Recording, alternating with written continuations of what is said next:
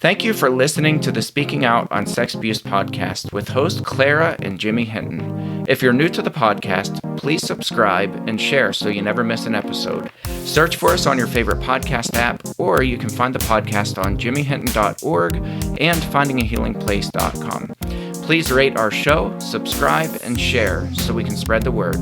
If you would like to support us and get exclusive rewards, go to patreon.com/speakingout. Find a tier that best fits you and join as a patron of the podcast. Now let's get into the show. Welcome to this week's podcast with host Jimmy Hinton. And Jimmy's mom, Clara. And special guest, Dr. Wade Mullen. Wade, welcome. Thanks, Jimmy. Thanks, Clara. Good to be here with you. Absolutely. So with us, we have Wade Mullen, Dr. Wade Mullen.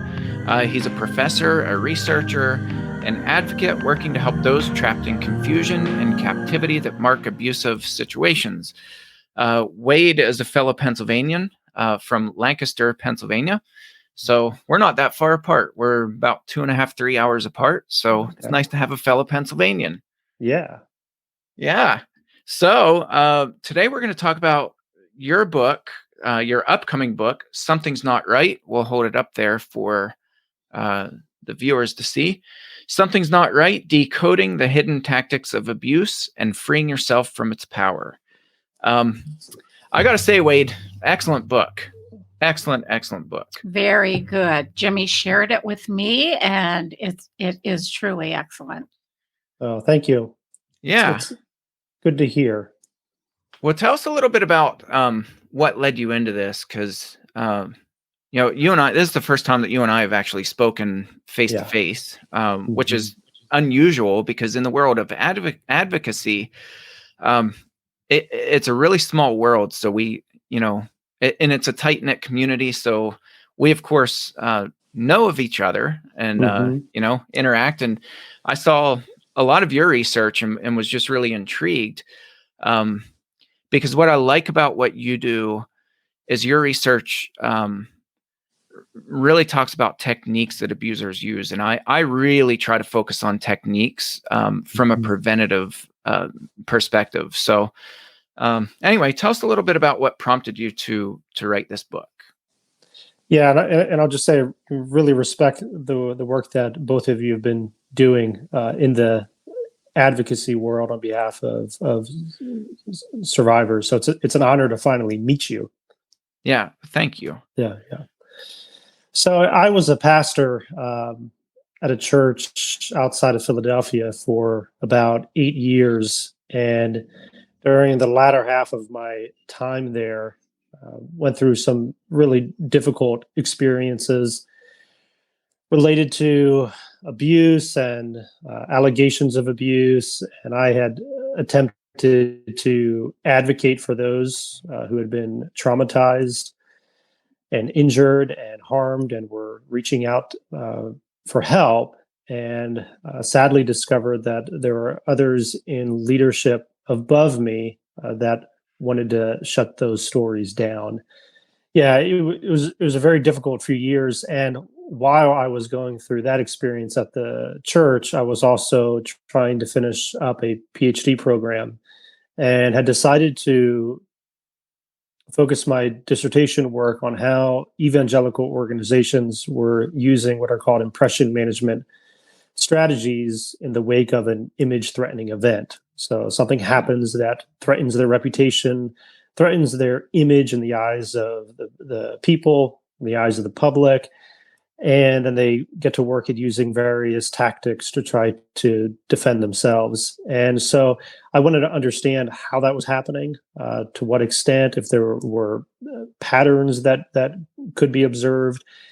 And that research really opened my eyes. And I began to see that the same tactics that organizations that I was studying, researching, the same tactics they were using were the same tactics that I had observed in the abusers in my life, and realized, wow, there's a playbook, so to speak. There's a learned script that abusers and those who are enabling abusers are using in order to isolate people, in order to manage information, in order to escape responsibility and being held accountable for what they've done. And that work then just spun me out into the advocacy world, and I've been trying since to help people understand this is what to look for, and this is how you can, combat these tactics if you do experience them. I think that's probably why you took off so quickly on social media. Twitter seems to be your sweet spot, and I think just your ability to lay out step by step, this is what they're doing. Because one of the problems that I've always had with the research that I've read in trying to understand pedophile abusers is that you hear a lot about power and control and, manipulation and grooming and all that stuff. And in my mind, my brain was just screaming out, but that tells us nothing about what they're actually doing. And I think that's what sets you apart as, you lay out, step by step, and it's really methodical and it's meticulous what abusers are doing. And I think you do that in a brilliant way. And I'm excited that there's actually research that backs this, and that, you spent time doing your dissertation on that and you've experienced it. And I think it's interesting too, as a pastor myself, that there's this close parallel between what leaders are doing, intentional or not. And it almost seems like it has to be intentional, at least a big part of it.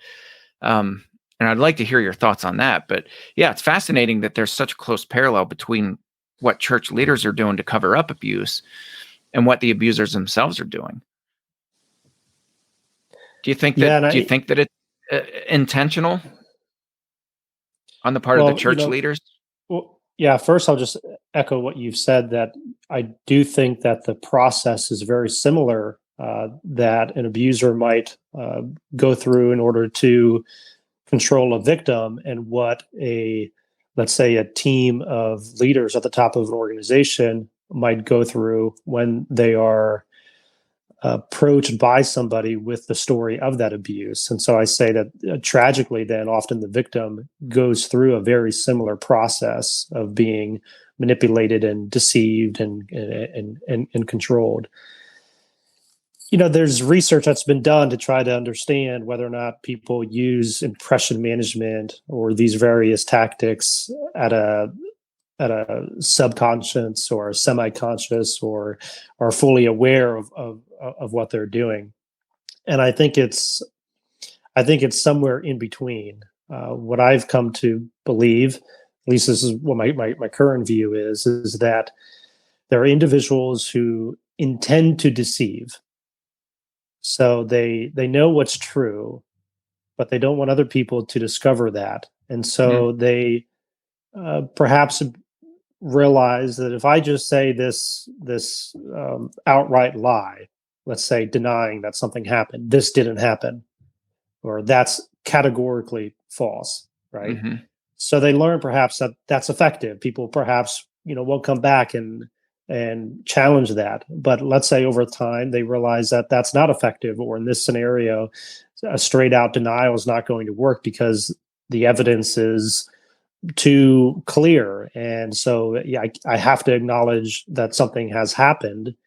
And so then that person might think to themselves, okay, since I have to acknowledge that something did happen, perhaps there's still a way for me to justify that or excuse that, or to somehow help people or get people to see that I'm not as bad as somebody else. And so I think over time that person learns a script. They learn what works and what doesn't work, and then they can adapt that script depending on the situation and depending on who they're speaking to. And I think over time, then that becomes increasingly embedded at a subconscious level. So it becomes second nature to that person, to the point where they really don't have to be as calculated as they once had to be. It just kind of rolls off the tongue. I think that's spot on. I talk very often about the analogy between what abusers are doing and magicians, and this whole stage performance where you have the the part where you rehearse and you practice in front of the mirror, and then eventually in front of your friends. And, you get a small audience where if you mess up, it's not a big deal because they know that you're rehearsing. And so it's this meticulous planning and rehearsing and going over all the different scenarios. But then there's the stage performance. And by the time you go out and do the stage performance for the abuser, not only is it second nature, but it's almost boring because it's been so rehearsed. That's why abusers are so good at what they do. And I want you to talk about impression management, because when I read about impression management, for me, that was really helpful because I was like, now I have some way to label some of the things that I've been talking about. And impression management, when I read it, that was like this big awakening inside of me, just the way that you laid that out and described it. So talk about impression management. What is it? It's simply managing the perceptions that other people are forming of you or an event or let's say a crime. And it can take various forms, but basically it's trying to get people to see only what you want them to see. And so if you imagine there's this landscape that you take somebody out to look at, and you only want them to see just a small portion of that landscape. And so perhaps you say, just look over there to your right. And the person attempts to kind of get a broader view of what they're looking at. And you say, no, just keep looking over to the right. So you're managing the impressions that person is forming of the landscape by controlling what they can see and what they can't see.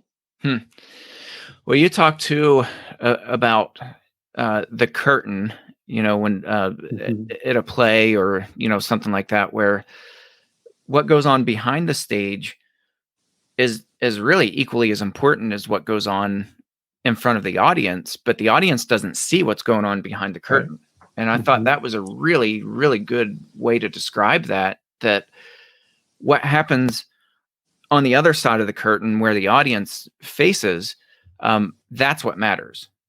And that's what you have the most control over. And I thought that was just a really good way to put it. Yeah, there's this front stage and backstage version of the person or the people. And behind the curtain in the backstage, they can plan their performance. They can plan what they're going to present to the audience, and they know that the audience can't see what's happening behind the curtain. And so there's this split between the front stage and the backstage person, or the front stage version of the organization, and then what's happening behind the curtain. And so I think what's happening recently, for good, and it's good that it's happening, is more and more curtains are being pulled back, and then people are seeing, the audience is seeing, okay, what has been presented to us is not consistent with what's been actually happening behind the curtain. Yeah, very good. I want to talk a little bit more about that because I think what this book does, and I don't want to state your purpose for the book. I'll let you do that. But, it really gives people the tools to be able to start peeling back the curtain when a lot of people don't even know to look for a curtain. They don't even think in terms of that, because you hear things like, oh, well, he's such a good person, or look at all the good that he's done in his life. And it's like, we don't even think that there's a possibility that people are intentionally creating this very thick facade, where we're able to start peeling back the curtain piece by piece. So before we get into the why of the book, talk to us about the title of the book. Why the title, Something's Not Right? I think that's often where a person might find themselves when they're in the middle of an abusive situation, is being able to recognize that things are not the way that they ought to be, that something isn't right. And perhaps they can't describe exactly what the problem is. They can't see what's lurking in the shadows because it just isn't clear yet. But they have this sense. Often it's a sense of fear, I think, that they are being used and abused, and they feel stuck and they feel confused. And so that's what's behind that title, is meeting people where they're at when they're at a point in their life where they're in a relationship or they're in an abusive situation, perhaps within an organization, and they just know that something's not right. Well, that'll lead us to the why part of the book. What do you hope to accomplish with the book? What do you think when it lands in the hands of people? And I think this will land in the hands of a lot of people. What do you hope when they lay that book down, when they read the last words and they lay that book down, what do you hope is going to happen? I hope they'll be affirmed, because so often you are in that place of just knowing that this isn't the way it's supposed to be, but you can't describe it. And because you can't describe it, you can't perhaps tell it to even yourself in a way that makes sense, or tell it to someone else or a professional. And so then you feel very alone, you feel very isolated. And then the abusers often make you out to doubt your own sense of what's true, and they gaslight you. And so I hope that it'll bring some affirmation so that people read it and say, no, I shouldn't have to live like this. There is, in fact, something really wrong with what I'm going through right now. And then I hope that they'll be able to have the language that they need to be able to describe what they're experiencing and what's happening to them. Because that's part of what I think renders us so powerless, is when we can't identify something, name it, and describe it. It's hard to have power over that. Wade, I'll interject here that while reading through your book, I definitely received an affirmation that I was a victim of abuse in my marriage for years. It was not physical, but it was a very, very definite mental abuse. I went into counseling for 3+ solid years. And you're right. I couldn't put words to what I was feeling. I knew something was very, very wrong. I knew it for many, many years, but I couldn't find the words to put to what I was feeling, to what I was experiencing. Neither, unfortunately, could the counselor. And it wasn't until Jimmy's dad actually was arrested that in that moment, finding out what he had been doing and what was going on, that I finally realized how used I was. I was very much a victim of abuse, not in the same way as his physical, victims, but I definitely was. And I appreciate so much your book for, giving that affirmation. Because you're so right. You feel powerless when you can't put a word, a name to what you're going through. It's an awful feeling, very helpless, very, very helpless. So I know that this book is going to help many, many people. Yeah, thanks for sharing. And yes. Well, I think too, Mom, as you were talking, I think about the song and the dance and just how rhythmic abusers are, because Wade, you talked about the second nature. All of this is second nature to them. They can dance circles around most everybody, no matter your level of education. And that's been one of the frustrations as an advocate that I've run into going into churches, is there's kind of this human mindset that because we think we're attentive, we actually are attentive, and we know what to look for. And so if somebody was manipulating me, I'd be the first to know about it. And I think abusers absolutely exploit that, because that's not reality. The reality is that abusers use really technical, sophisticated techniques and methods for getting what they want. And until we understand the intricacies of those, they're constantly going to run circles around us, and it's going to leave us confused, and it's going to leave us frustrated. So I think, I think that's one of the most powerful components to this book, is that, it lays this out in a way that says, okay, here's the structure and the framework for which these abusers are working, including leadership at churches. Because I don't know if, I'm sure you've run into this a lot, because you're an advocate, and we all experience it.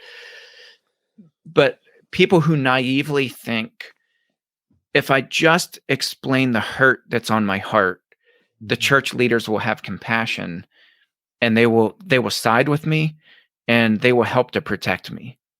That's not the case, is it? No. Well, let me say another thing. I served for 15 years on our school board. And when I tell you I saw abuse in the higher ups, I saw it. And there again, I wasn't able to put a word to it, a name to it. But there were so many things that were hidden, or there were parents that came with legitimate issues with their children. And the tactics, I'll call them tactics, that were used to quiet them just amazed me. And I find it hard to believe that a lot of that wasn't somehow studied and studied by those in power, I'll say, because they were so good at it. And you would leave the meetings thinking, wow, what just happened there? Here's a parent who came in, their child was literally hurt in very real ways, whether it be physical, mental, emotional, whatever it was. And the parent left feeling defeated, depleted, alone, and like a fool. How did that happen? And I witnessed it week after week after week on that level. And I know that still goes on yet today. In any institution like a school, a college, hospitals, I am sure of it. But after 15 years, it's like you just shake your head and say, wow. And yet the public perception was they are the most wonderful people, the most wonderful leadership around. That wasn't so. Yeah. The behind the curtains wasn't the same as what center stage showed. Wade, why don't you, on the subject, why don't you talk to us a little bit about, or at least what you're able to share with us about your experience with your church leaders, and what that was like? Because I think part of the reason why people are naive, I don't say that condescendingly, I say that because I think people genuinely think that the humane thing to do is to see somebody who's bleeding out, spiritually and emotionally, and you step in and help. And I think so many people are surprised when they come to church leadership and they find that the exact opposite takes place, where oftentimes the tables get flipped, so to speak, on the victim, and they're told, why would you bring this up now? Why would you ruin a perfectly good man's reputation? So, I think part of the problem is that people are not privy to what happens in these leadership meetings. I'm a church leader, so I know the down and the dirty. And those meetings are awful, or can be awful. So maybe bring people into that room with you and share what that was like when your church leadership started resisting you and kind of flipping the tables on you and really spiritually abusing you. Yeah, and I think my experience is similar to what others have experienced when they go to those who are in a position of trust and are in a position to be able to do something. You walk into that room and you hope and expect that you're going to be met with light, with men and women of integrity who are going to be as equally upset and as equally concerned and as equally willing to do whatever it takes to protect people who have been abused or are at risk. And tragically, what I discovered was that the opposite was true. That instead of being met with light, I was met with darkness, more darkness, and that is a very difficult place to be. And for me, it just rocked me, because you put in time, you put in effort, you collect evidence, not like police evidence, but you hear a story, you collect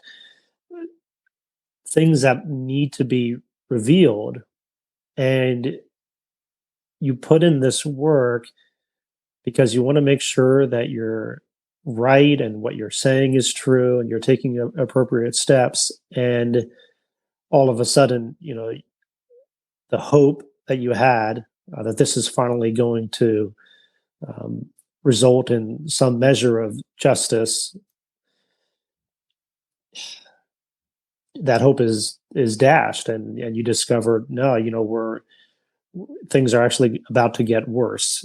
And so that's very difficult. And then, because you are the one bringing the story, or calling for the people in leadership to do the right thing, then you become a threat to them as well. And so for me, that was hard as well, feeling as if I was a target. And then once you become a target, then there's an attempt to discredit you, to gaslight even you, and you wonder, maybe something is wrong with me. Maybe I am making too much of a big deal of this. And so you start doubting your own judgment. And then, when you become a target as well, then there's really nothing that an abusive person might not do in order to stop you. And so they might threaten lawsuit. They might threaten some kind of even physical harm. Facing that kind of intimidation, like something that I will never forget one meeting I had where it was made very clear to me that if I continued to pursue this, that something bad would happen to me. That this is not a road that you want to walk down. And wow, it's meant to scare. It's meant to threaten. So I mean, there's no end to the deception too. And then even if you fight through that, then in my case, I was met with, look at what this is doing to the senior pastor, and the implication definitely is. Translation, look what you're doing to the senior pastor. Yes, right, yeah. Right. Yes, yeah. And I'll just clarify too, because sometimes people wonder about this, in each of the cases that I encountered, a report was made to the police whenever a report needed to be made. But I had to do that against the wishes of others, and it should never be like that. Yeah. Definitely. Yeah, it's I find this too, and Jimmy, I'll just say just a second. I know we're kind of in a time crunch, but within the church, when this happens, I think it's devastating to so many people. The harm that is done when something like you experienced happens. A person's faith can be crumbled, can be crushed. We look to our leaders to be those people of honor and integrity and trust and help and faith and all of those things. And when they are not, I was so naive in my younger years. I am so glad, truly, that I didn't know this existed when I was younger, because I'm so afraid of where I would be with my faith right now, because we do place so much trust in people in positions of leadership. And for those leaders within the church who diminish what's happened, who blatantly call it a lie, who turn people away, who snuff out the truth, they're doing a lot more harm than they could ever realize. Right. Yeah, I think the reason it's so hurtful and painful, and it's abuse on top of abuse, because there's Yes. whatever the Yeah. abuse was in the first place, the sexual abuse, physical abuse, verbal abuse, whatever it was, that's bad enough. But then when you approach church leaders and they double down on their abuse of you, it's no wonder that survivors of abuse get so defeated, Right. and they can't do church. They can't physically step foot over the threshold of a church because there's just too much weight and too much trauma. Um, and I think part of the reason I've used this analogy before, but I think part of the reason is it's akin to somebody who's literally bleeding out physically, who shows up to the ER, and instead of being rushed back and getting the immediate care that they need to survive, it would be the same as the ER doctor getting the team of nurses to gang up on the patient and to say, "What are you doing here? Why would you come in now? Why are you bringing this to us?" And I think we need to really hammer this home to church leaders. The reason they're coming to you is because it's your job. Not just as a church leader, but as a Christian, as a follower of Christ, as somebody who bears the image and the name of Christ. It's our job. It's all of our jobs and our responsibility to fend off the wolves and the people who intentionally are injurious, and to render care to those who are bleeding out spiritually, emotionally, physically, whatever that is. It's our job to do that. And I think we really need to hammer that home. And I think, again, your book, I think really gives people the tools to go into those meetings with church leaders. And first of all, to know what to expect, but second of all, to know how to respond if those conversations start going in that direction, where leaders are covering up, where they're being abusive in their language. I think it really gives the tools to be able to process through that and to think through that. And that's what people need. This book it's very timely. It's very timely. Well, plus what Wade said, when you're going through this cycle of not being believed or being told basically to be quiet, let things alone, you do begin to doubt yourself. And am I making too much of this? Did I really hear things right? Did I understand that person correctly? Am I the one who's going a little, I actually thought I was going crazy, by the way, for a while in my own life. Your book is affirming. Your book is sure. Your book is truthful. Your book puts words to what we're feeling. And I so appreciate that so very much.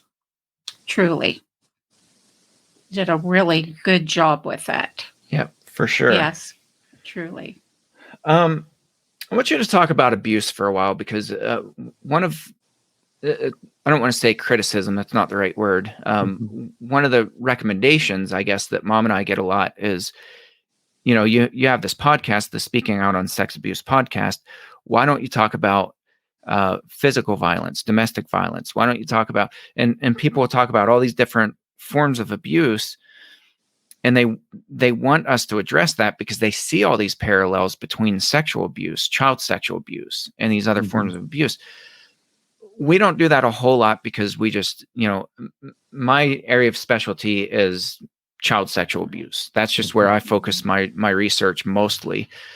But there is a lot of blending. There is a lot of overlap. So why don't you talk to us about abuse? What is abuse, and how do we think in terms of these overlaps? Yeah. Abuse, I think it is a very simplest definition, is to use somebody wrongly within the context of an interpersonal relationship. And so that can take a variety of forms. It can be physical, it can be emotional, can be sexual. Then there's financial abuse, and there's psychological, there's so many different forms in which somebody can be used wrongly. And then there's all these different contexts, so there's ritual abuse. There's sibling abuse. There's intimate partner violence. So there's all these different contexts also that help us understand what type of abuse we're talking about. I think the overlap is often found in the techniques of deception, in the ways in which people are tricked. I think all abuse sets some kind of trap, and the abuser is a thief who's setting a trap for somebody else to walk into. And once that person's in that trap, then the abuser takes what isn't his or hers to take. And so I think there's some overlap at a conceptual level of just seeing the abuser as a deceitful person who is, in a sense, lying in wait at the intersection of circumstances and opportunity, and sets a trap, and then does harm to that person who's now under the control of that abuser. So I think so much of the overlap is found in the deception that's used in order to trick somebody into walking into that trap. As you were talking here, Wade, there was something that came to mind that for me is just so blatant in the scriptures. As you being, you spent years being a pastor, theology really matters. And, in Galatians 6:1, Paul says to gently restore those who are caught in a sin. The word that Paul uses there, in the original language, it's a sense of being slowly drawn into something. And then you get to this point of no return where it's too late. Paul's not using that language for abusers. He's using that language for people who've been oppressed, who've been abused in different ways. When Paul or Jesus or Peter or Jude or, anybody in the Bible talks about deception and masquerading, pretending to be somebody who you're not, false prophets is a word that's used a lot. Never is there this idea of gentle restoration. Paul says things like have nothing to do with them in 2 Timothy chapter 3. Avoid such people. Paul says evil people and imposters go on from bad to worse, deceiving and being deceived. And so you have this very clear distinction in my mind in the scriptures where those who are methodically abusing people and oppressing people, and they know exactly what they're doing, and they're setting the traps, they get a very different response than the people who are entrapped. And I think within leadership, church leadership, we kind of see two main responses. One is the equalizing of sin. Well, we all have skeletons in our closet. We're all sinners. Can't you offer grace just like you received grace? They'll say that about the abuser, or they'll turn the tables and they'll make the victim out to be the aggressor and say things like, you're just shining light. You're just being a gossip. You're shining light in somebody's skeletal closet when you have your own skeletons. So knock it off. Do you find that to be true, that we have this blurring of sins and how to handle those? Yeah, I think that's one of the most common responses within Christianity that we need to confront. So often somebody is exposed, and then the community responds by saying, well, he or she is really no different than any one of us. They're just human. We all make mistakes. And I think you're right to draw that distinction that's found throughout the Bible between those who are human and will make mistakes and will sin, and those who are intentionally and very deceptively setting traps for other people to walk into. And Yeah. not everybody is out to trap you, but there are some people who are out to trap other people. And that person is inherently unsafe and inherently deceptive. And we need to understand that we're talking about two different things. Yeah. Absolutely. And again, I'll keep going back to your book because that's what we're here to talk about.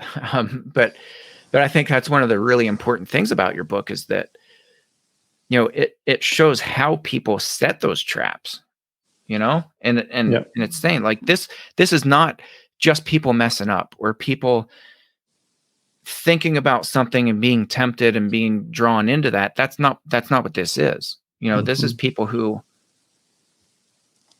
are you still there? Oh, yes. Yep. We lost your video for a second. Okay. But this is a class of people who they know what they want. They know what the goal is, and they know how to get there. They know how to use you in the process of getting there.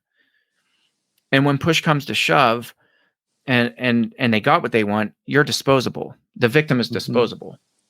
And that's the antithesis of Christ-like living, of being a light, of being somebody who has care and concern for your neighbor and love for your neighbor, and even love for God.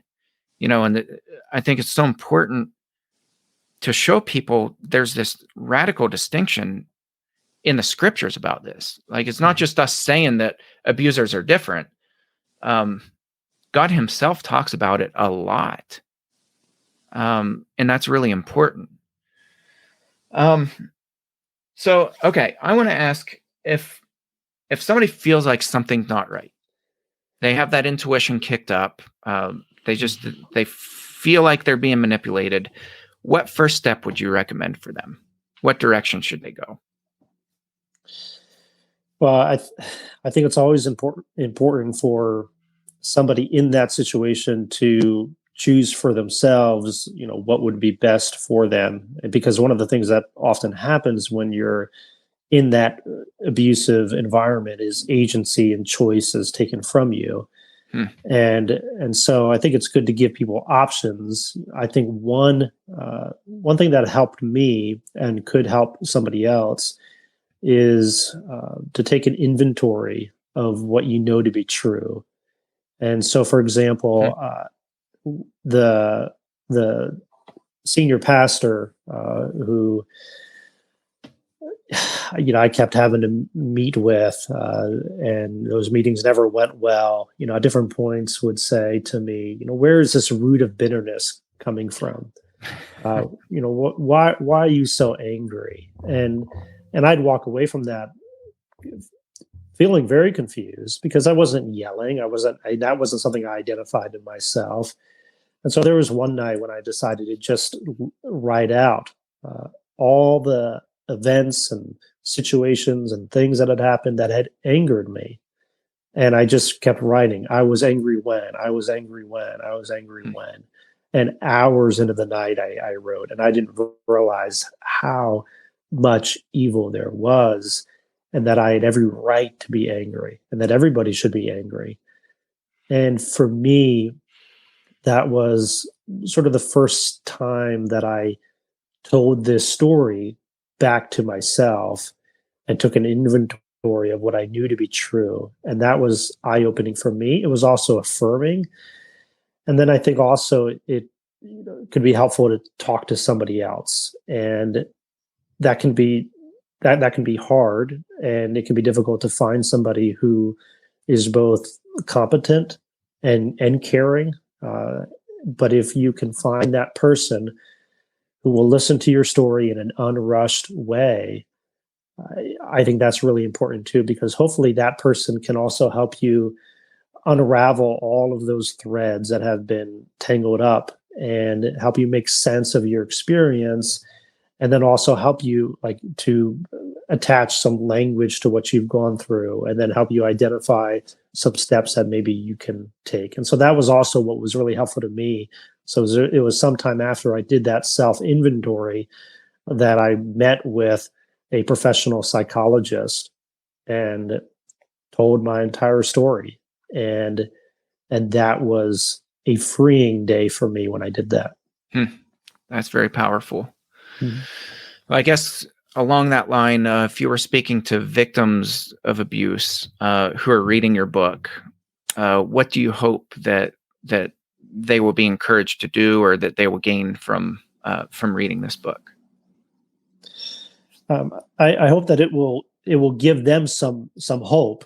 One of the things that I've written about is the ways in which you become de-hoped when you suffer in silence for a significant period of time, and you wonder, does anybody understand what I'm going through? And I hope that as somebody reads this book and they've been victimized, they are being victimized, that this might be a moment in which they're affirmed and perhaps provided some hope that, okay, there is a way to make sense of this, and there are people out there that I can reach out. There are lots of professionals out there who are doing great work, and I would just encourage the victim survivor who reads this to do some research, to reach out to trusted organizations, and to see if there might be help out there. Awesome. And I'll ask this other question so that people don't get the impression that we're against churches and against church leadership. My very first passion is the church. I want to see the church do well. I don't want to see people abandon the church. I want to see the church get well. So speaking to church leaders who may be picking up your book, what do you hope that they would gain from reading this book? I hope that they can see the insidious nature of deception, and I hope that their eyes will be open just to how damaging it can be. Because I think one of the things that happens is leadership perhaps doesn't take the time to grasp the extent of the harm and the scope and the severity of the trauma, and so they don't operate then out of a place of compassion and empathy and understanding. And so I hope that this will open their eyes perhaps to that. And then I also hope it will encourage them to speak truth whenever they encounter the deception of the abuser, because I do think that there are a lot of good people in our churches who want to do the right thing, but they're often encountering a highly deceptive person in a position of power. And they perhaps bring something that they believe is true, and they want to do the right thing, but then they're met with a wall of deception, and they don't know what to do with that. And so I hope that this book will empower those who sincerely want to do the right thing, but perhaps they don't know what to say, or they don't know even how to identify various tactics of deception that are being used against them. Very good. Well, Dr. Wade Mullen, Something's Not Right. How do people order your book? They can order it on, I know, the Tyndale website. It's there. I know it's on Amazon. They can go to my website, wadetmullen.com, and then I have a page just dedicated to the book, and then I have a number of links on there where they can buy it at various stores. Very good. Well, Wade, it's been an honor. Truly a good book. Yes. Lots of years of hard work coming to fruition, and for you to take the time and write it down and articulate this is very important. So I thank you for that. Thank you for being a guest on the podcast, and I'm excited to see where this book takes us. Thank you, Jimmy, and thank you, Clara, for the opportunity to speak with you. An honor. Yeah. Absolutely. And to our listeners, we thank you for tuning into this episode, and we'll catch you next round.